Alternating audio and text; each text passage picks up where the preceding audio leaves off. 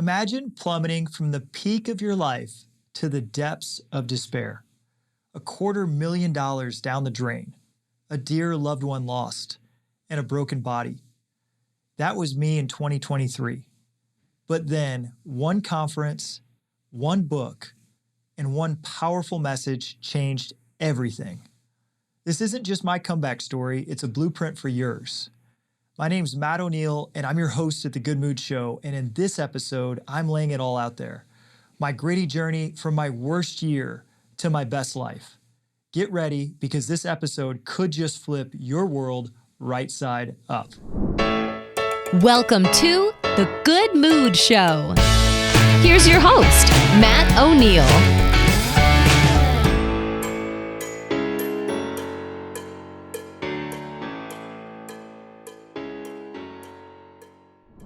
Last year, I was in a major rut. The host of The Good Mood Show, and I had my worst mood year ever. Up until last year, I personally felt like every single year of my life was my best year yet. My life just kept getting better and better and better.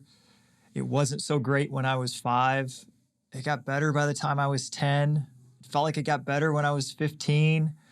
Felt even better when I was 25. It felt amazing at 35. It felt like great at 36, 37, 38, 39, 40, 41. And then last year at 42, I hit the bottom. Interest rates rose so rapidly and I was caught on my heels. I thought I was prepared and I wasn't. We lost between $50,000 and $100,000 in cash out of our bank account every single month.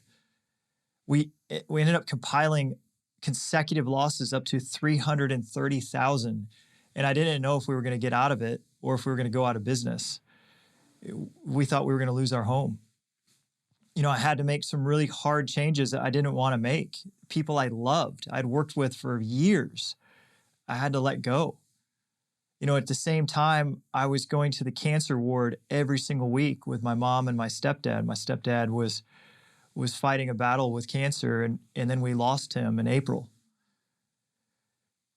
And then at the same time, I tore my labrum completely in my left shoulder that month. April was probably the lowest low that I can recall. And, after the changes I made, things started to get better on the outside world, but my inside world stayed pretty bad. Everything changed for me in one moment, and it can for you too if you're going through a tough season. And that moment was going to Adam Roach's I Love Coaching conference. Sometimes when you're stuck in a rut, you need outside perspective and you need other people's positive energy to pull you up. And that's exactly what happened to me. I went into a very positive environment in that coaching conference, and everyone there, the speakers were so excited about the future. The attendees were so excited about the future. The energy got me excited again. And at that conference, I heard about this book. The book was called Be Your Future Self Now by Dr. Benjamin Hardy. And I bought the book. And the words in that book completely changed my life. And I got back to where my current mindset is today, which is feeling like this is the best year of my life, 2024. In Q4, I started to think again, hey, Q4 could be the greatest quarter of my life.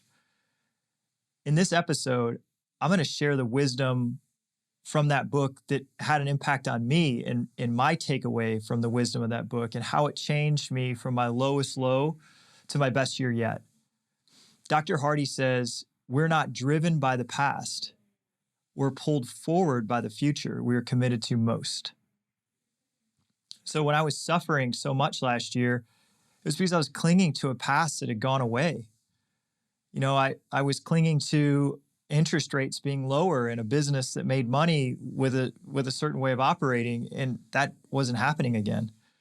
I was clinging to having Opa, our beloved Opa, at all of our family events and seeing him every week for coffee and for our conversations, and that wasn't going to happen again. I was clinging to my shoulder not having a torn labrum and being completely healthy as it had been, but you can't get that back. at the conference, and once I started to read this book, I shifted from focusing on the past to focusing on the future. I decided I was going to create the most compelling future possible. And I let go of that past that no longer existed. And I was able to then, once I started to focus on a compelling future again, rather than clinging to a past that was gone, I was able to then make a compelling present.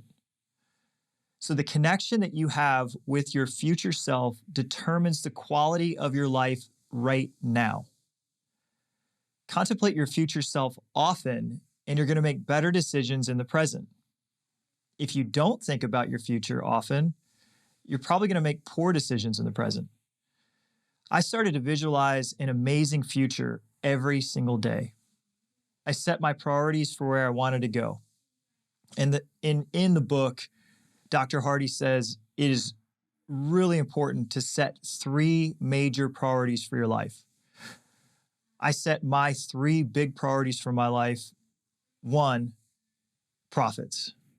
My biggest priority was I'm going to get my business back to making profits again, no matter what. I'm going to do whatever it takes to make profits. 2, I'm going to grow the Good Mood brand and have a 10 times bigger impact than we have right now. And we're doing amazing. It's a top 5% global podcast. Well, I want to be in the top 0.0% where I'm impacting thousands of people's lives every day. And then 3, I'm going to have epic family time this year. We're going to take epic trips. I started to visualize my family just having the greatest time doing things that are extraordinary. And so with those 3 priorities set, I then had and I do have a incredibly compelling future. And those 3 things being set for what I'm focused on this year now drive every decision I'm making right now. So your task from this episode is to say, what are the 3 priorities in your future? What are the 3 things that should be driving every behavior? Where you can ask yourself in any moment, is what I'm doing right now taking me closer to one of these 3 priorities? If so, it's a good thing to do. And if it's taking me further away from one of these 3 priorities, it's probably not helping me for what I really want in my life. Dr. Hardy says, your connection to your future self creates meaning in the present. And I totally agree. To get to profits, my number 1 priority, I have to work harder than I've had to work in the past 5 years. I still have to make really hard cost cuts. These decisions kind of suck in the present, but it's connected to a future that is so compelling for me that I can endure it and have a good attitude about it. I haven't interviewed people to work with my company for years. I've always had, within the past 5 years, I've had a full-time recruiter that takes all the interviews. Well, under the new financial model that we have, in order for us to be profitable, there's not a recruiter. So I've got interviews on my calendar every day. Well, I could totally suffer doing these tasks saying, oh, it's not, in the past it was better. I didn't have to do this work. But I'm not suffering because my vision is that we're going to be profitable. And I'm so committed to that vision that I'm willing to do what it takes with a great attitude because I see the activities I'm doing in the present as powerful and as exciting and as helping my family. So it's because they're connected to this future goal that I'm not suffering. I'm actually enjoying it. Dr. Hardy says that when you contemplate your future self, it'll also show you the gold mine that you're sitting on right now. So this is one of my favorite things to do when I'm in a funk. I'll think of myself at age 80.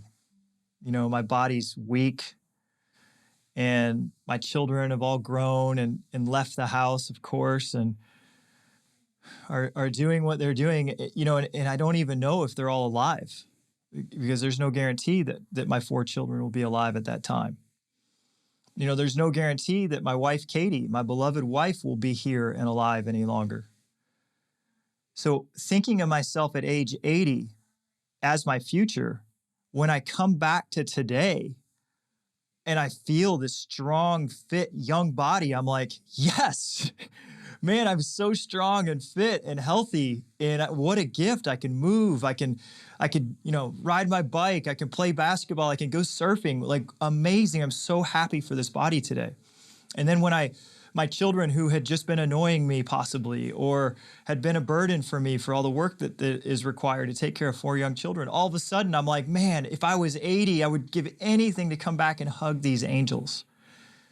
So contemplating your future self can show you a gold mine. Then I'll look at my wife, Katie, and she's so beautiful. And I think, man, if I was 80, what I would give to come back here and see beautiful Katie O'Neill and just feel so lucky to be married to her. So anytime you get in a funk, contemplate yourself at age 80 or 85 and imagine that version of you gets to come back for one day and live in your current life, and you will see the gold mine that you are sitting on in the present.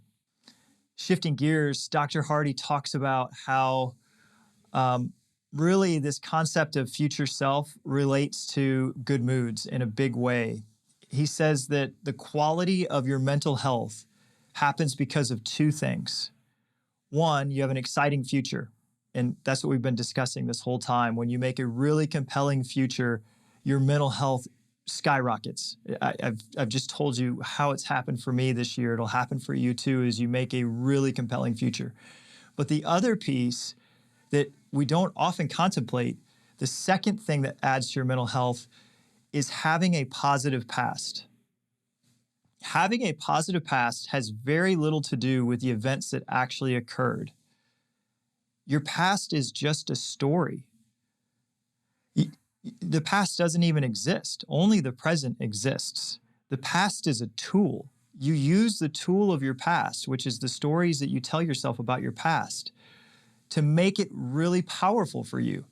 So the more you reframe the story about what you're telling yourself about the past under your control, you're choosing how you're framing the past, the better your present gets.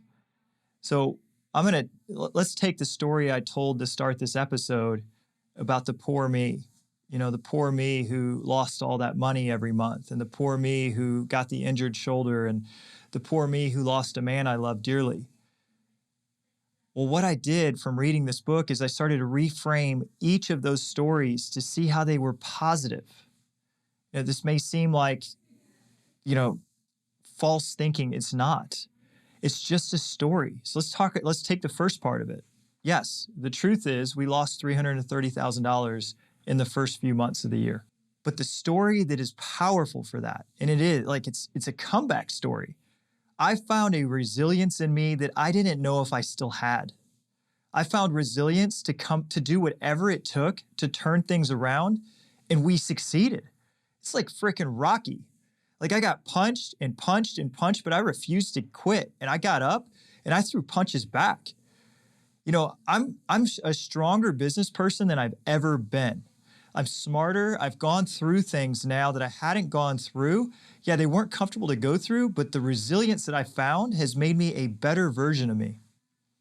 The second thing, it's true. We lost Opa. Of course, I wish he was here.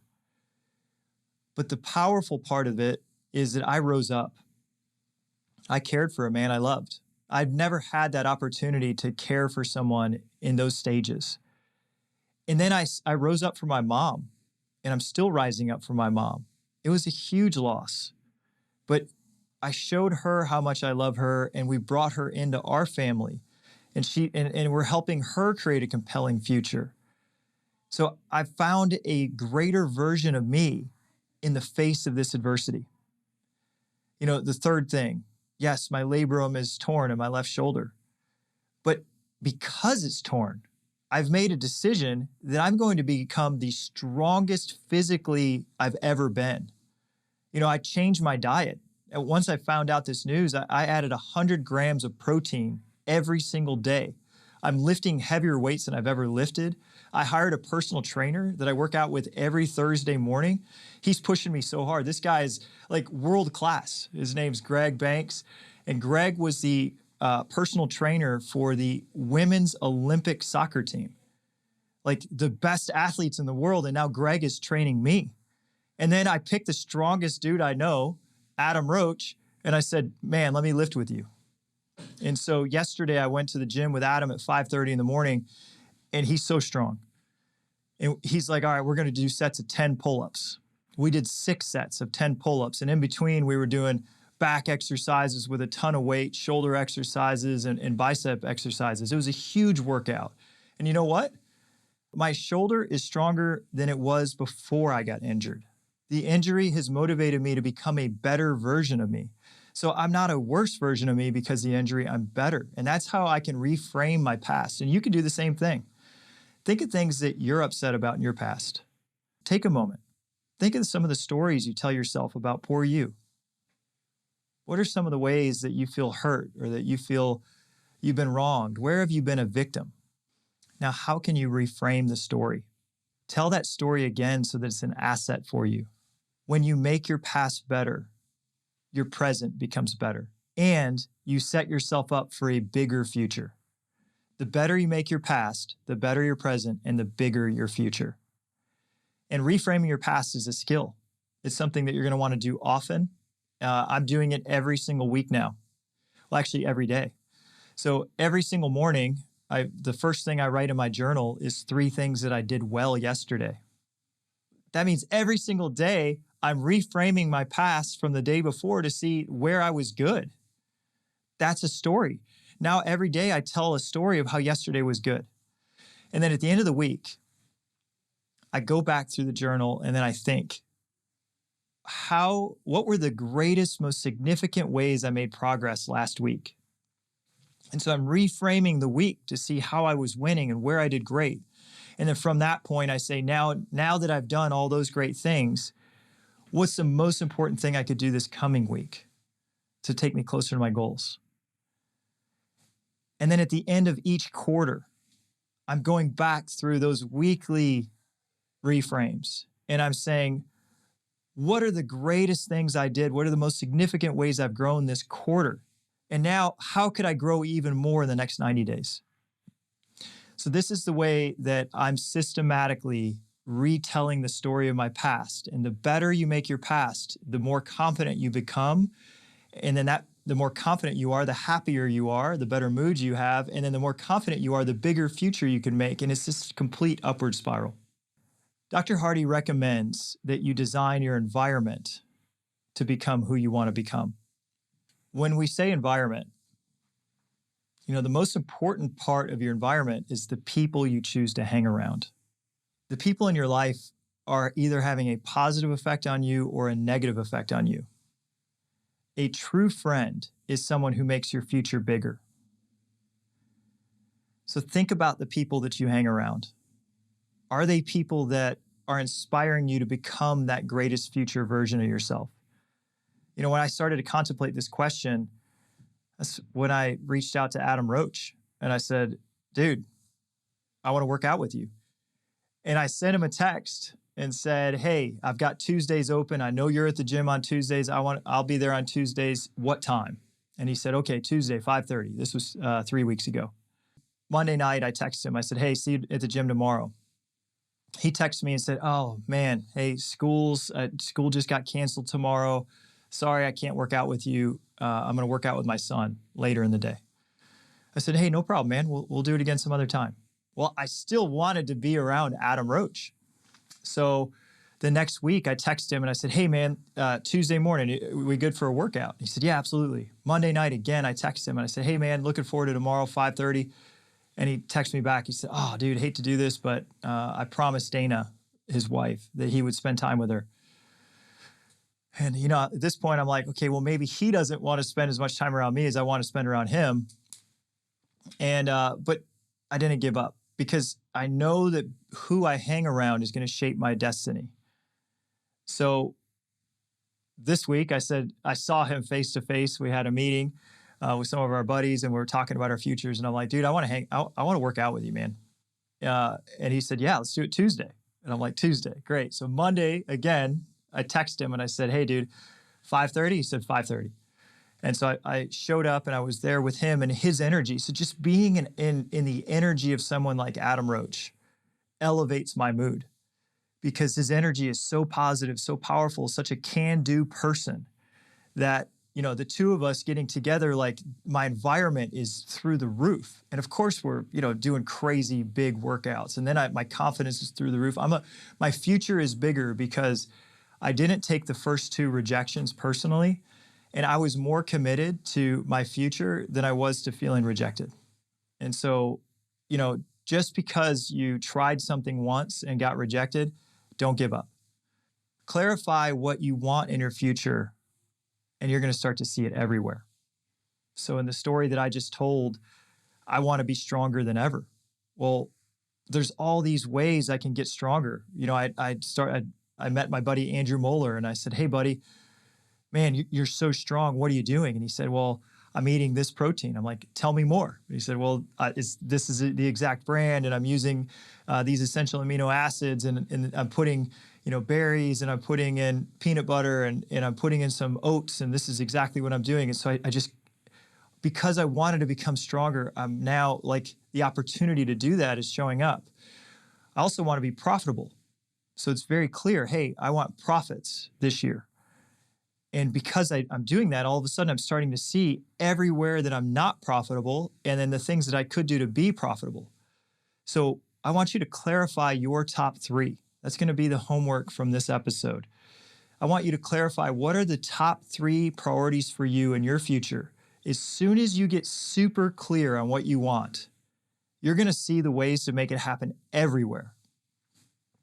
Dr. Hardy says, you may be so busy picking up all the bronze coins off the ground, all the pennies, and you're picking up penny after penny after penny, that you're missing the gold coins that are sitting all around you. You can't see them.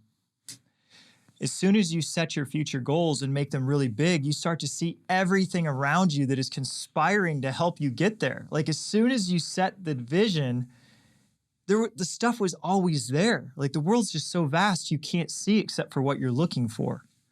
And if you don't set your focus, you're going to miss it.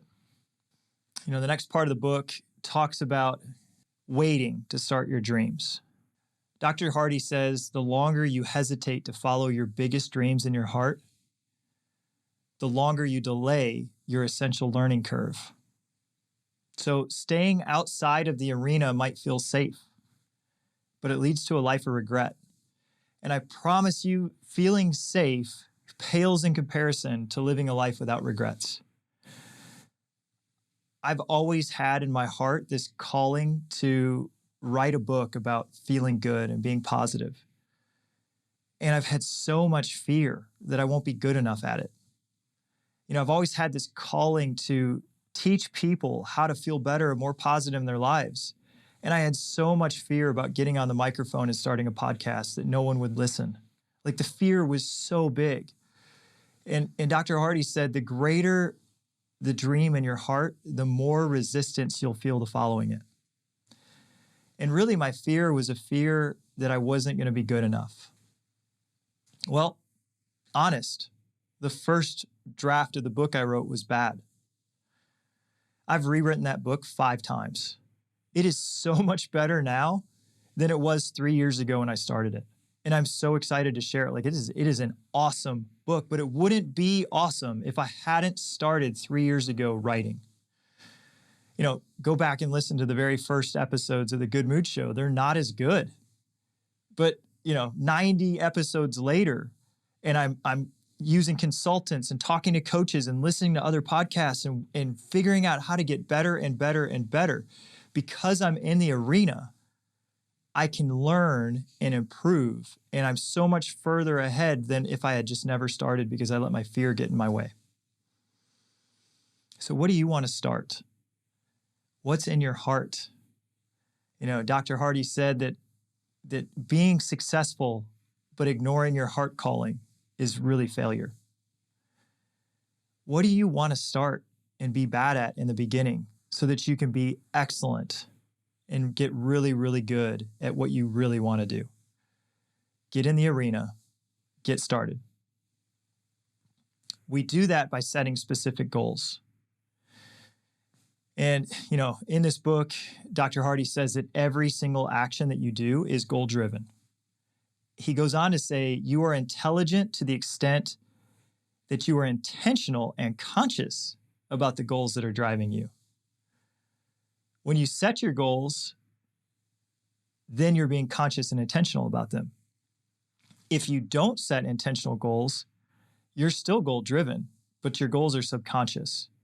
Usually, when your goals are subconscious, they're driven by trauma. And you may have goals to not repeat that trauma again. And you end up living really a timid and small life. So set big, specific goals of what you actually want, because without specific goals, you're going to live a life of regret. And every single human action is goal driven. The next point that Dr. Hardy makes is it was really a big one for me. And he said, it's so much easier to see how much we've changed from the past until now than it is to imagine how much we're going to change from now into the future. Think back of where you were 10 years ago. Where were you in 2014? Who were you in 2014? What were you doing? Who were you hanging around? What was going on in your life back then? When I think back to 2014, I was doing the best I could and I was doing well, but man, I'm 10 times the person I was 10 years ago. At that point, we just had one child. I didn't know how to be a dad, but I was doing the best I could. Now we have 4 children and every day I'm becoming a better and better father. I was doing the best I could as a husband. I'm such a better husband now. At that point, I had one business. It was small. But 10 years later, I have multiple businesses and we're doing so much more business than we used to, 10x what we did in that time. At that time, I didn't even know what a podcast was. And now we've got, a top global podcast. I hadn't written a book. Now I've written a book. At that point, we lived in a different home and then I built my dream home. At that point, I had just a few assets. Now my assets are 10 or 20 times what they were 10 years ago. So I'm such a better version of who I was 10 years ago. You are too. But the thing is that 10 years from now, you'll be probably even better than you can ever imagine. And so it's really hard to imagine how much you're going to change, but it can become easier and easier because imagination is a skill that can be developed. And you develop the skill of imagination by taking the time every day to visualize your future. The more you practice visualization, the better you get at it. And then the better your future gets, which means the better your present gets. Dr. Hardy made a point to be easy on yourself right now. He said that your current self is temporary. Knowing this allows you to love yourself more right now because it's just a temporary version of you. You're going to get better. You can make mistakes right now, and you are going to make mistakes right now. I make mistakes every day, but it doesn't mean that you're not on path to being a better version than you can even imagine. When you are committed to a certain change and you are committed and you're not going to give up, that outcome is a certainty. If you don't give up, you will figure it out. And so your trajectory of where you're headed is far more important than your current position. Your current position is just a temporary position. Just continue to set goals and decide that you're going to become the best version of you. He talks about the unconscious a lot. And there was a point that he made from one of my favorite authors, Dr. David Hawkins. And he said the unconscious will allow you to have only what you believe you deserve. So even if you want a big goal, like for me, I want to be profitable this year. Well, if unconsciously I don't think I deserve to be profitable, then there'll be a sub goal to sabotage everything and not be profitable. So you really need to work on the unconscious beliefs that you have and try to find those unconscious beliefs of unworthiness. That comes from shame, shame that you're not good enough to deserve good things, or guilt that you deserve punishment because you've done bad things. So the more you can remove unconscious shame and unconscious guilt from your subconscious, and you do that just by trying to find, you just ask yourself questions. Hey, where do I not feel worthy for good things? Why don't I feel worthy? And write it down. So if you ask yourself, why don't I feel worthy for good things? Or where don't I feel worthy for good things? Or where do I think I deserve to be punished and why? and write it down, then you can just flip it and say, wait a minute, that's not true. The truth is that I am worthy. God wanted me here. I'm a child of God. I deserve good things. Yeah, I've made mistakes, but I'm forgiven. The truth is that we all make mistakes, and God forgives everyone who asks for it. So I don't deserve to be punished. And so you just rewrite the truth. And the truth is you are worthy of everything great, and you don't deserve punishment. Because thinking that just holds you back from shining your light as great as you can, and then holds the whole world back because you're punishing yourself. No one else is punishing you. So find those unconscious shame and guilt patterns and clear them out so that you can have the big goals that you want. Dr. Hardy says your future is based on whatever you are actively measuring. So as you set these big goals, put a number next to them. I want an 18% body fat. I'm at 20.7% right now. I'm not thrilled with 20.7%. I'll be thrilled with 18% because that's what Dr. Ryan Smith said was optimal. So it's measurable. Well, now knowing that, I'm not choosing the donuts and I'm not choosing the sweets as they come across the office here, because it would take me further away from a goal of 18%. It's measurable. So, this is like really imagining your future self as like a mountain. Imagine that this future that you want is a giant mountain. And anytime you're presented with an opportunity, ask yourself, does this take me closer to the mountain, or does this take me further away from the mountain? And that's what I was just talking about with sweets. Sure, having a donut would taste good in the moment, but my future self is this mountain of 185 pounds of lean muscle and 18% body fat. That donut doesn't take me closer there. So ultimately, I'll be happiest by going towards the mountain. Be committed to your future and simplify your life by removing the lesser goals. And the lesser goals would be anything that's taking you away from the mountain. One of my favorite things he said as we're starting to wrap up here is that any desire in your heart for anything good is God's proof to you that it's already yours. I read The One Thing by Gary Keller, and he said something very similar, and it's always stuck with me. He said, if you have a vision for something, that's already God telling you that you can have it. Ben Hardy said, desire in your heart for anything good is God's proof to you that it's already yours. So God wouldn't give you a vision for something good in your life if you couldn't have it. So if you have a vision for something you want, it's yours so long as you commit to it and decide to do whatever it takes to get it. Accept that what you want is already yours and do from that spot, and you'll then start to see the relationships that get you closer. Once you commit, providence moves too, and all sorts of things start to occur. I'm going to end this with the last exercise in the book. And Dr. Hardy recommended that you create a time capsule. He tells about how him and his wife, Lauren, the first year they got married, wrote a 10-year time capsule. And they put letters that they had written to their 10-year future selves about everything they were going to accomplish in the next 10 years. And they put those letters in a jar. And that jar sits on his mantle. And he's about to open it this coming year and read where he thought he was going to be in 10 years. That's a time capsule. So his recommendation, and it's the exercise I can leave you with too, you've got really two pieces of homework. The first was identify your biggest three priorities, that mountain for you. Get very specific with them, put measurable metrics next to them. The second thing I want you to do is to create a time capsule. So I created a time capsule. I wrote a letter as if I was 52 years old, talking back to my 42-year-old me. So proud. And I wrote this letter and I said, Matt, if you're reading this, it means you made it to 52. Congratulations. Hey, here's all the things that you've accomplished in the past 10 years. And I listed off all of the greatest things that are in my heart that I want to accomplish.